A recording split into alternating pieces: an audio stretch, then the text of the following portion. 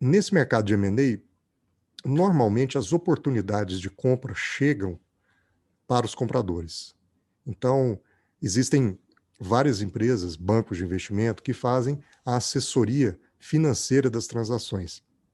Essa turma está sempre mapeando oportunidades, está sempre fazendo prospecções de empresas, de negócios, para tentar obter dessas empresas, desses negócios, o que a gente chama de mandato, que seria um contrato que autoriza essas empresas a trabalhar todo o processo de venda.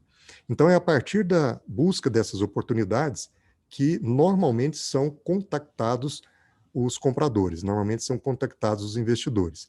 É óbvio que eu estou dizendo isso porque os investidores, os compradores, eles dão sinais de que querem comprar.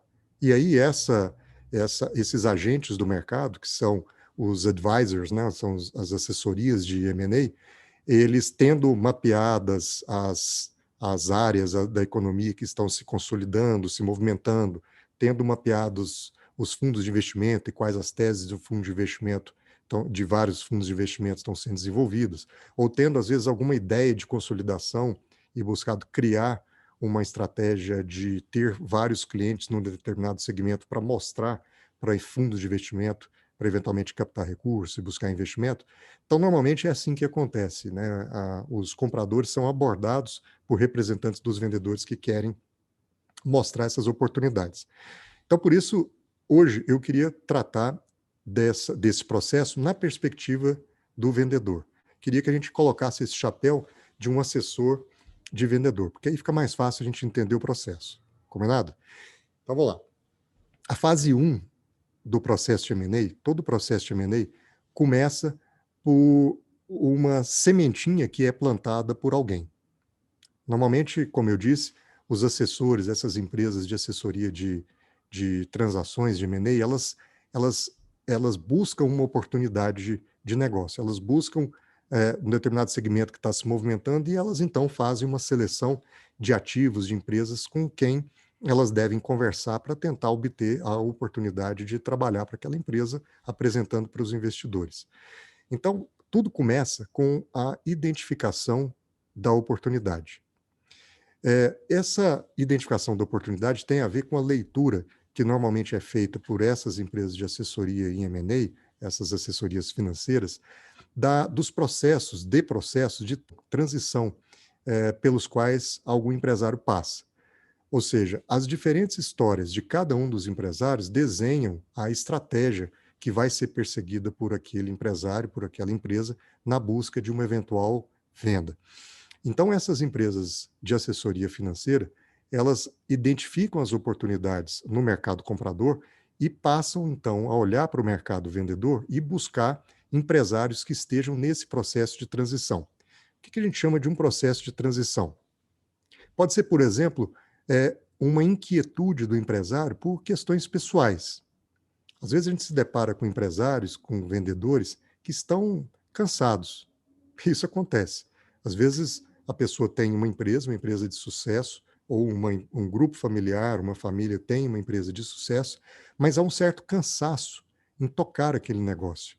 Por mais que o negócio às vezes esteja indo bem, por mais que não haja nenhum tipo de problema, mas esse cansaço de operar as empresas, que no Brasil não passam tanto por processo de profissionalização, esse é um drama das empresas familiares, muitas vezes são gatilhos, porque essa inquietude do empresário por uma questão pessoal como essa, que é o cansaço, pode fazer com que ele diga sim a uma abordagem de alguém que venha dizer para ele que tem comprador no mercado. Né? Um outro elemento para despertar esse desejo do vendedor de vender pode ser, por exemplo, disputas, questões, crises nas suas relações. Às vezes são crises no casamento, às vezes são crises societárias, às vezes as divergências nas relações pessoais de um empresário são motivadores para que esse empresário busque algum negócio, busque vender a sua empresa ou a sua participação ou parte dela, exatamente para tratar essas crises nas suas relações, sejam elas relações pessoais, como o matrimônio, sejam elas relações societárias e então ligadas diretamente à empresa. Uma outra inquietude pessoal, e a gente já viu isso acontecer, por exemplo, é quando, às vezes, uma família empresária quer se mudar do país. E às vezes o fato de alguém ter uma decisão drástica de mudar a sua vida, né, pode fazer com que ela queira liquidar aquele ativo que ela tem nesse país, no caso a empresa, e isso pode fazer com que ela diga também sim a uma abordagem como essa que venha lhe dizer que tem algum comprador no mercado. Mas além dessas inquietudes pessoais, há inquietudes também por questões econômicas, e isso também está dentro desse processo de identificação de oportunidades. E quando eu digo inquietudes por questões econômicas, por exemplo, isso já aconteceu comigo, né, às vezes nessas abordagens, é quando você vê um empresário que tem uma sensibilidade grande para entender que ele já completou a cadeia de geração de valor. Ou seja, ele, ao fundar a empresa, às vezes ele tinha muito pouca coisa, investiu o que ele tinha, às vezes pegou em dinheiro emprestado com a família e etc., mas ele conseguiu crescer o negócio, conseguiu transformar o negócio num negócio de sucesso, ele conseguiu gerar valor. Mas chega num ponto na vida da empresa que fica muito mais difícil você enfrentar a competição, na medida em que você cresce, crescer dói, e fica mais difícil você obter crescimento de mercado, obter as mesmas eficiências, a concorrência, como eu disse, pode se acirrar. Então, às vezes, o empresário tem essa percepção de que ele, do ponto zero a este momento de reflexão, ele já gerou todo o valor que ele conseguiria gerar. E permanecer com o negócio, permanecer dono daquela empresa, pode ser para ele um risco de que todo aquele valor que ele construiu, de repente, se perder por alguma mudança de mercado, mudança de comportamento dos consumidores, mudança tecnológica, por uma crise econômica, uma pandemia. Então, às vezes, o empresário tem essa sacada de que para ele já deu. Ele já gerou valor suficiente naquela empresa e, portanto, ele quer liquidar a posição. É mais ou menos, não sei se tem alguém aqui que investe em bolsa, mais ou menos você comprar uma ação na baixa, né? E você, ou no IPO, vamos colocar assim, e você levar aquela ação até o momento em que você imagina que é o pico do preço dela, e ali você vende. Por quê? Porque você não enxerga mais uma oportunidade de geração de valor. Ou então, o empresário, ele busca essa estratégia de saída porque ele vê barreiras para crescer. Ele vê, por exemplo, que ele só cresceria se ele fizesse mais uma fábrica, ele só cresceria se ele fizesse uma operação no outro estado. Então, ele vê barreiras para crescer e, às vezes, não tem recursos suficientes para fazer essa estratégia de crescimento. Então, ele vê que ele vai ficar congelado naquele tamanho e a empresa, se ela não cresce, ela começa a ter riscos associados, riscos operacionais. Uma outra questão que a gente se depara é quando o empresário percebe que está havendo uma consolidação no seu setor. O que é consolidação? Consolidação é quando existem várias empresas do mesmo segmento, mas várias, o mercado muito pulverizado, então várias empresas pequenas e nenhuma grande, vamos dizer assim. Então, em rápidas palavras, é quando alguém percebe que não tem uma empresa grande e decide, por aquisições, consolidar esse mercado. Ele compra uma que junta com a outra que ele compra e vai juntando, juntando até criar uma empresa muito grande. Porque, à medida em que ele tem um negócio grande, ele consegue capturar o que a gente chama de sinergia. Ele consegue comprar melhor. Uma coisa é eu comprar para uma empresa que fatura 100, outra coisa é eu comprar para a empresa que fatura 1 bi. Provavelmente eu vou conseguir negociar melhor com os meus fornecedores. Outra coisa são as linhas bancárias. Eu tenho um crédito de um determinado preço quando a empresa é pequena, mas eu tenho um crédito com um preço melhor quando a empresa é maior. Então, portanto, quando o empresário percebe que o mercado está se consolidando, quer dizer, que existem grandes empresas comprando concorrentes no mesmo segmento, ele tem que tomar a decisão se ele aproveita esse cavalo passando arriado na frente dele, e aí ele conversa sobre venda, ou se ele não fizer isso, ele pode enfrentar a concorrência daquele gigante que está sendo formado no segmento. Então, às vezes, a consolidação que está acontecendo no setor acaba sendo um gatilho para o empresário tomar a decisão de também buscar uma conversa de venda, exatamente, por exemplo, para esse consolidador, para essa empresa que está comprando. Uma outra inquietude do empresário nessa transição é quando ele enfrenta dificuldades financeiras, né? Então, às vezes, pensa com um certo tabu sobre essa questão de venda, porque fica parecendo que você só vende uma empresa quando ela está em dificuldade.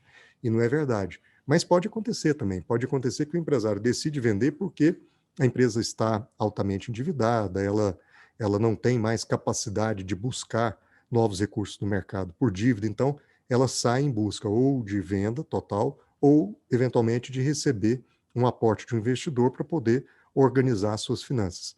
Isso também faz parte dessa estratégia de decidir entrar num processo de fusões e aquisições. Uma outra questão que o empresário coloca na mesa pode estar relacionada a estratégias de expansão. Às vezes, o empresário quer crescer, mas ele crescer organicamente. Então, o que é crescer organicamente? Eu tenho uma unidade aqui em Goiânia, e aí eu vou, para crescer, abrir uma em Brasília, depois eu abro uma em Palmas, então eu vou abrindo unidades, sejam indústrias ou qualquer tipo de empresa que vocês possam pensar, mas aquilo ela tem uma limitação, quer dizer, eu vou crescendo a partir de dinheiros que vão sendo gerados na própria operação. A gente chama de crescimento orgânico, a própria empresa que vai gerando esses recursos para crescer.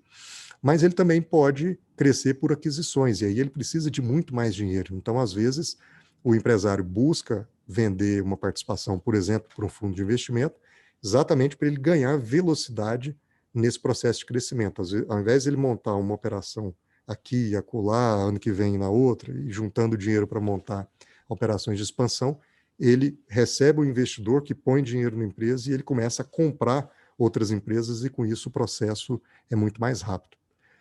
Ou então uma estratégia de defesa, né? Como eu disse, às vezes essas questões de crescimento têm a ver com a permanência da empresa.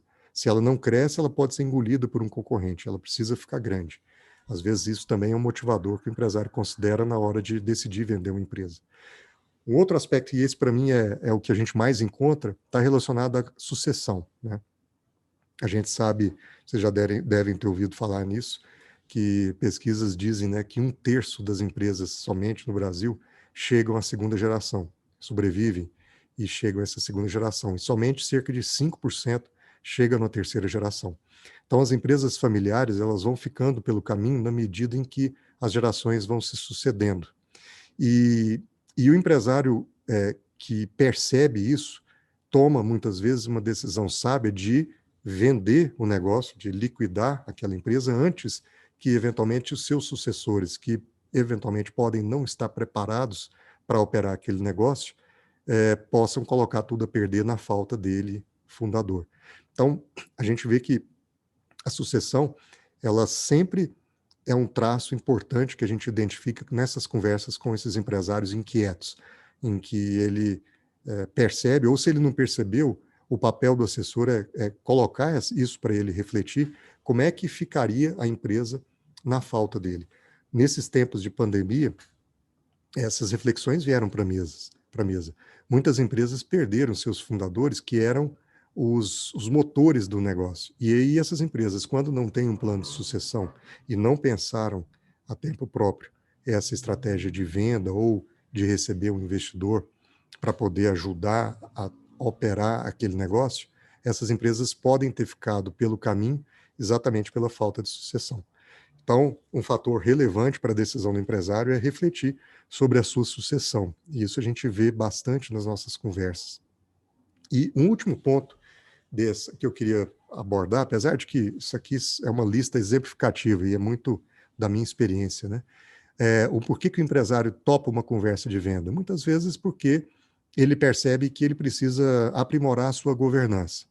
Então, quando ele é, pensa em governança, ele sabe que, por exemplo, para ele receber um fundo de investimento, ou se ele não sabe, o assessor vai contar isso para ele receber um fundo de investimento, ele precisa estruturar um bom acordo de acionistas, ele precisa estruturar conselho de administração, ele precisa discutir gestão e gestão profissionalizada. Então, só o fato de fazer negócio, vender uma parte da empresa para um fundo de investimento, traz essa discussão de implementação de governança corporativa para a empresa.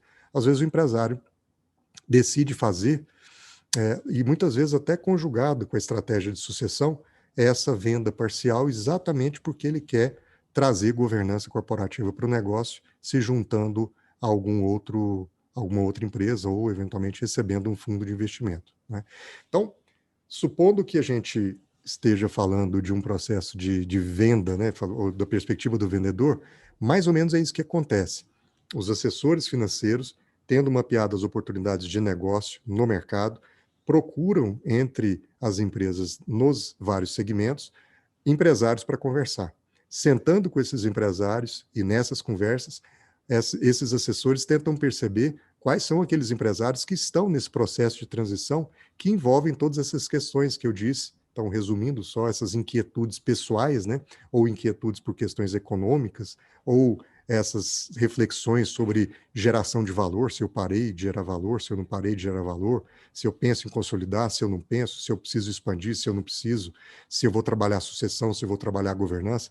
Então, nas conversas com os empresários, a gente busca identificar esse mindset para entender se aquele empresário é um empresário que poderia se dar bem, né, num processo como esse, buscando a venda da sua empresa. E aí a gente pode ajudar. Quem não tiver com essa cabeça, às vezes é difícil você receber um sim, empresário, e aí não adianta insistir. O empresário tem que entender que a busca por uma operação de venda é uma busca que tem algum sentido estratégico para ele, né?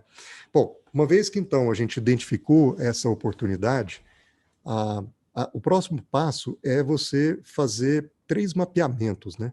Fazer o mapeamento do negócio, então mapear adequadamente como é que é o negócio do ponto de vista de gestão, como é que é o negócio do ponto de vista jurídico, como é que é o negócio, como é que seria o negócio nas negociações, né? Como é que aquela empresa se comportaria nas negociações. Além disso, você faz um mapeamento técnico, né? Você faz pesquisas de mercado, você faz as análises financeiras e você faz a valoração do negócio e você também faz um outro mapeamento que é o mapeamento dos relacionamentos. Então, você vai trabalhar a prospecção dos investidores, a curadoria desse relacionamento com os investidores e o acompanhamento e coordenação de todo esse processo. Então, do ponto de vista da assessoria, ela vai mapear negócios, mapear a parte técnica e mapear os relacionamentos e coordenar todo esse processo para que ele chegue a bom termo ao final, né? E aí, para a gente falar de identificação dos investidores, existem várias formas, mas é importante entender que tudo isso é um ecossistema, né? Então, uma boa consultoria de M&A, uma boa assessoria financeira, ela tem ali o seu ecossistema de parceiros, né, que são escritórios de advocacia, empresas de auditoria ou outras consultorias, empresas de gestão de patrimônio, mediadores, muitas vezes, e elas têm também um ecossistema de rede, né? E aí a gente já está falando de contatos com empresas internacionais, com empresas locais, com os deal makers do mercado, contatos com fundos de investimento, fundos de private equity, contatos com empreendedores, às vezes isso tem acontecido muito, né? A gente conversar com famílias que venderam os seus negócios e que têm liquidez. E às vezes você vende uma empresa exatamente para quem um dia já vendeu uma empresa também, porque essas são famílias que estão líquidas e desejam entrar em novos mercados. Então, para fazer um resumo, né, para todo mundo ficar na mesma página, o que a gente está tratando é exatamente dos momentos iniciais. Se você se imaginar como um empresário que tem uma empresa, um dia você, e essa empresa tiver sucesso, um dia você vai receber a visita de alguém que é de uma empresa que assessora empresas para vender, e esse alguém já mapeou alguma oportunidade e vem te perguntar se você quer vender. E a leitura e a conversa de vocês vai passar por essa compreensão se você, como empresário, vive esse momento de transição na sua vida que pode fazer sentido uma conversa como essa. E uma vez que você contrate essa consultoria, ela vai fazer esse mapeamento que eu disse para poder conduzir e coordenar o processo de venda até o final, né? Bom, vamos. Licença, Pois Marcos, não. eu posso fazer a pergunta agora ou você prefere que eu Pode, espere não. até o Pode. final? Pode sim, Porque vamos lá. surgiram duas perguntas, assim, a primeira delas é se tem muita diferença quando você é um assessor, que para a pessoa que está vendendo, no caso, da forma que você lida com as empresas que tem, tipo, sinergia com a empresa que vai comprar, tipo, empresas do mesmo ramo, e com os fundos de private equity, se é muito diferente a forma que você vai lidar com os dois. Porque eu imagino que, normalmente, quando as empresas que são do mesmo segmento, elas estão dispostas a pagar um valor maior, às vezes, porque faz mais sentido. E os fundos, eu acho que deve ser um pouco mais difícil de negociar, porque não tem tanta essa questão da sinergia, é muito mais questão de dinheiro mesmo. se tem muita diferença entre a forma que a gente vai lidar com o fundo e com as empresas que são do mesmo segmento na hora de vender. E a segunda pergunta é se quando acontece, na sua experiência, o processo de M&A, se você faz mais processos que são assim abertos, no caso tem vários compradores e um vendedor, se são processos mais restritos, e se são processos fechados mesmo, tem um comprador só e um vendedor, e você já sabe que vai ser aquilo. Bom, excelentes perguntas. Com relação à primeira pergunta, o que é, se existem posturas e comportamentos diferentes para negociar com fundo de investimento ou com compradores estratégicos, a primeira resposta é que ambos, como você disse, têm visões distintas com relação à precificação. Eu diria assim, o fundo de investimento, você tem razão, é muito mais desafiante você negociar com o fundo de investimento, exatamente porque o fundo de investimento é uma comunhão de recursos financeiros de várias pessoas. Os cotistas aportam recursos ali e combinam com o gestor o seguinte: olha, eu estou tirando o dinheiro de onde eu não correria risco e estou colocando para você gerir. Qual é a taxa que você vai me devolver? Bom, são negócios de risco, então você pode ganhar, você pode perder, mas deve ser por aqui. Então, normalmente se combina isso e o gestor até pode ter, tem fundos, a maioria é assim, que tem inclusive uma taxa de performance sobre um benchmarking benchmark que ele combina para poder superar.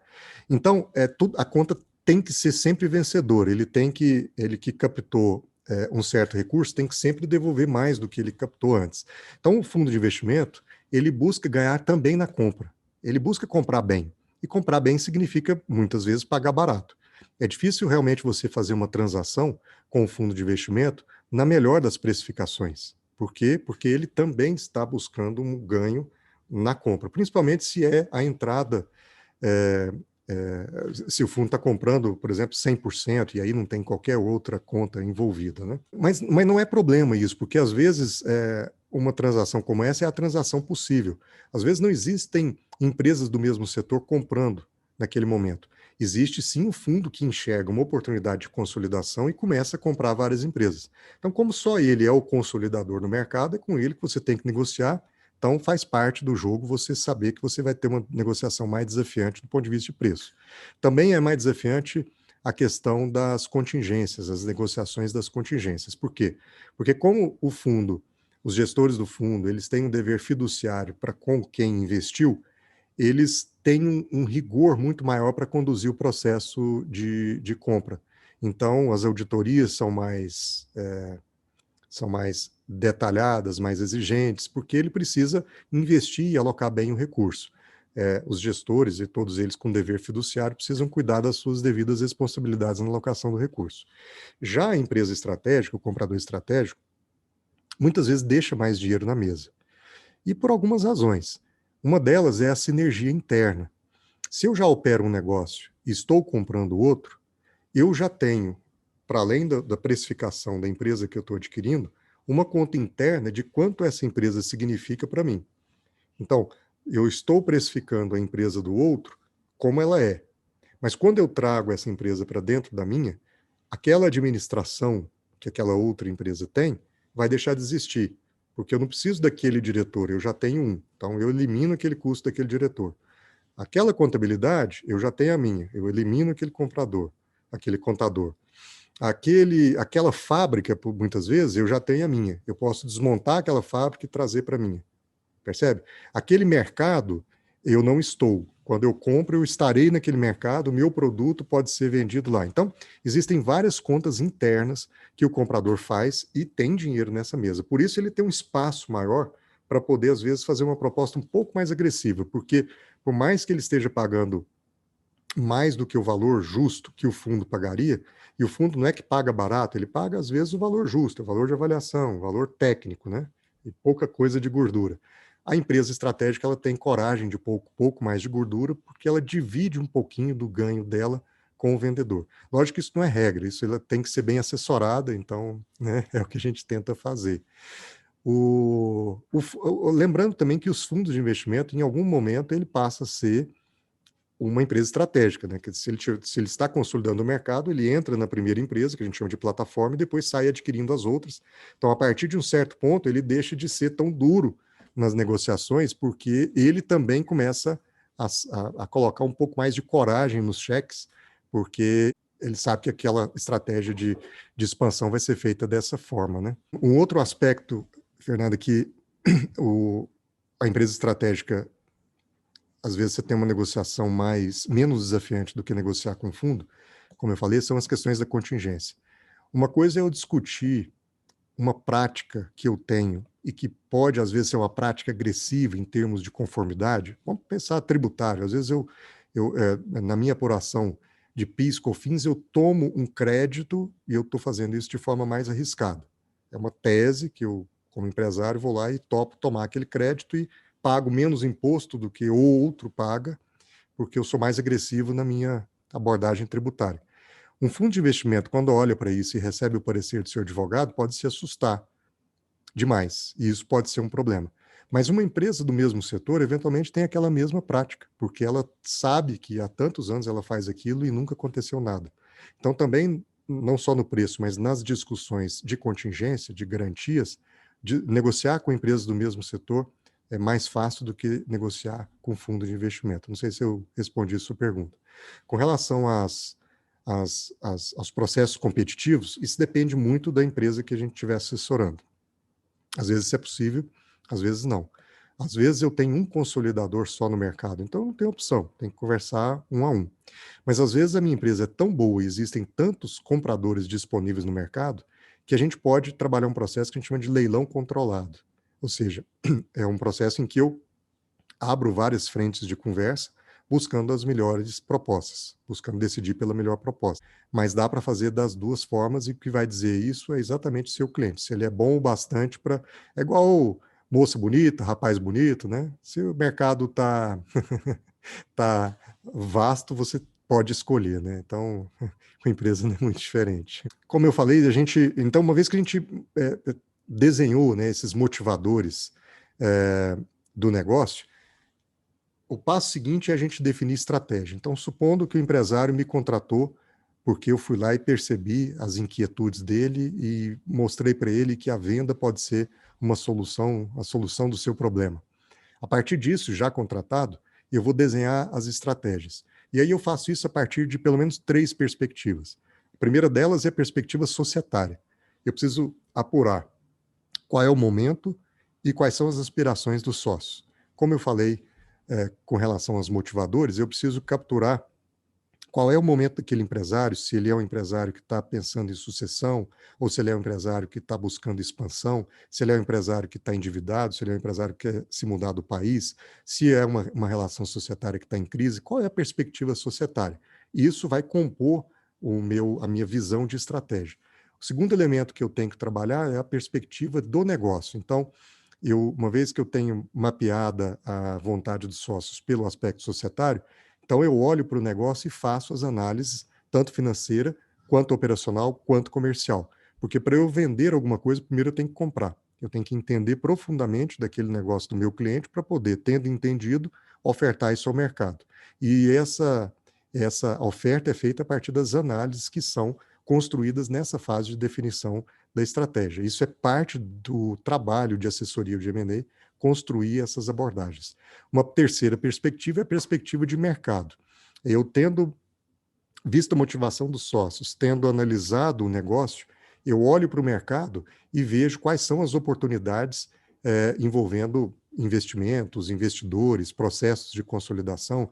Às vezes os fundos de investimento não estão olhando determinado setor, mas eu tenho uma empresa tão boa e eu consigo olhar para os vários atores daquele mesmo segmento e ver que aquilo é possível de consolidação, que eu monto uma tese de investimento, bato na porta de um fundo de investimento e digo, você já parou para pensar nesse segmento aqui?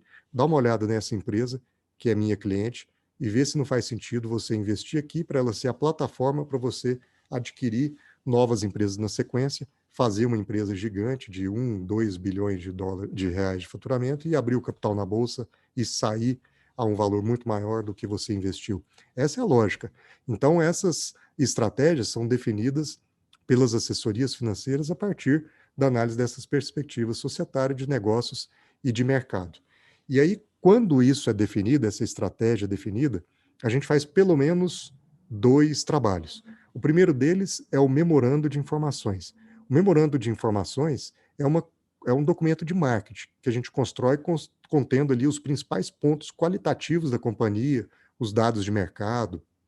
Aí a gente coloca informações sobre produtos, sobre mercados, sobre vendas, sobre ativos, sobre estrutura societária, estrutura de governança, tudo que a gente mapeou e que a gente acha relevante colocar num material que é de marketing do negócio, como se fosse um book de informações, a gente coloca nessa apresentação que a gente chama de memorando de informações. Ela é bem extensa, ela é qualitativa, porque ela vai conter ali os elementos que eu quero vender. Quando eu abordo o investidor, é esse o documento que ele conhece antes mesmo de visitar a empresa. E a partir do documento ele conhece muitas vezes a empresa. Às vezes é uma empresa que eu apresento e ele nunca ouviu falar. Mas pelo documento ele precisa conhecer e entender profundamente, sem nem mesmo visitar aquela empresa. Então é um documento muito extenso e muito bem elaborado. Precisa ser bem elaborado porque é o documento, é a isca que a gente vai usar para atrair uma boa proposta. E, além desse trabalho, eu faço um segundo trabalho, que é a análise financeira do negócio e a valoração desse negócio. Então, eu vou discutir com o empresário tanto o book que eu criei para ele, quanto o preço que eu acho que o negócio dele vale. E aí a gente discute e entra ou não no acordo. Se a minha opinião de preço for muito menor do que a opinião de preço do meu cliente, pode ser que nesse momento eu diga, olha, eu não tenho condição de te ajudar porque eu não tenho competência para vender seu negócio pelo preço que você está pedindo. Porque eu sei que esse preço não vai ser defensável tecnicamente no mercado, então eu já aborto o processo ali mesmo, que seria uma fase 1 da execução desse trabalho. Mas às vezes a gente surpreende o empresário positivamente com a avaliação, ou às vezes a gente, na avaliação, crava um preço que o empresário já tem como o intuitivo. E aí a gente define, então, que por esse preço a gente vai abordar o negócio, o mercado. E a partir, então, da construção do memorando de informações e da avaliação, a assessoria coloca em prática esse caminho que foi eleito ali para poder executar a estratégia. Pode ser, então, buscar uma fusão com alguém, pode ser comprar alguém, pode ser captar recursos, pode ser fazer a venda mesmo das participações societárias, pode ser trabalhar joint venture com alguém, pode ser trabalhar a combinação de negócios com alguém. Então, essa estratégia que a gente criou é a partir do memorando de informações e da avaliação que eu, então, vou ao mercado e executo essa estratégia.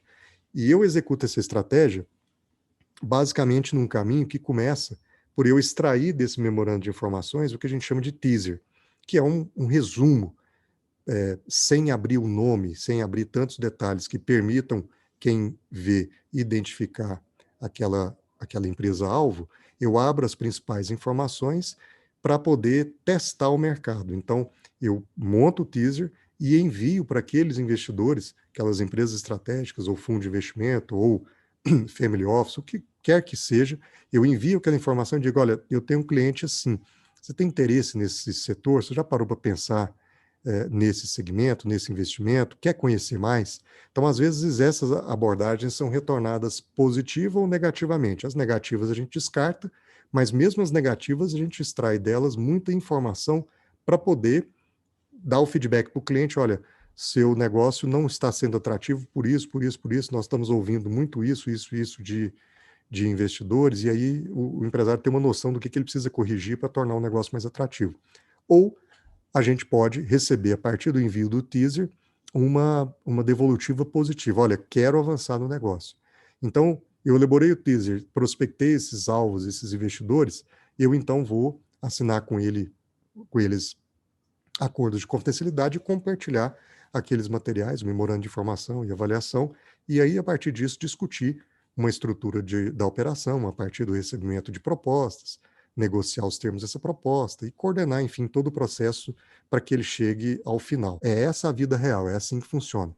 Então, eu saio como assessor, principalmente de vendedores, que é o meu papel hoje, eu saio olhando para o mercado, oportunidades que eu estou mapeando aqui dentro de casa. Nossa, eu sei que fundo A está comprando, está olhando esse setor, a empresa A abriu capital agora e captou muita grana para poder investir, e aí eu sei que o próximo movimento é sair as compras.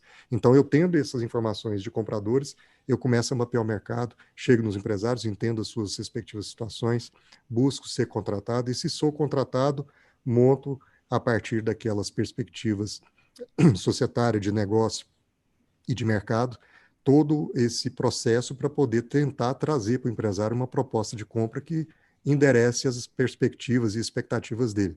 Sejam elas a de sair porque está cansado, sair porque quer mudar do país, sair porque brigou com o sócio, sair porque brigou com a esposa, sair porque não quer mais aquele negócio, achou que gerou todo o valor, ou mesmo receber investimento para resolver sucessão, governança, crescimento, whatever, né?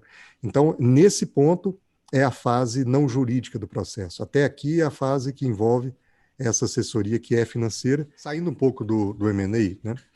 Em empresas familiares, a gente tem, principalmente no Brasil, uma pouca cultura de profissionalização, uma baixa cultura de profissionalização, se a gente pode dizer assim.